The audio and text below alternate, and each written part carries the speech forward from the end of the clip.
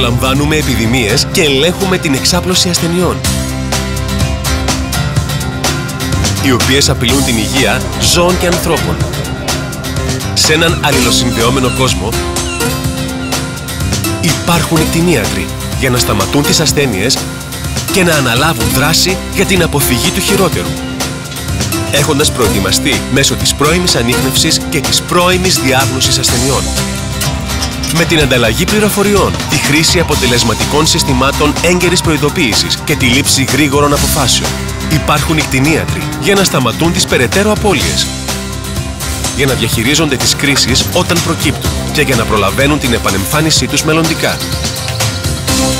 Οι κτηνίατροι είναι κάτι παραπάνω από γιατροί ζώων. Σε ιατρεία, σε αγροκτήματα, σε δημόσιες υπηρεσίες κατά μήκος της τροφικής αλυσίδας. Οι κτηνίατροι συνεισφέρουν στην προστασία της ανθρώπινης υγείας. Όπου και αν βρίσκεστε, οι κτηνίατροι είναι καθημερινά παρόντες.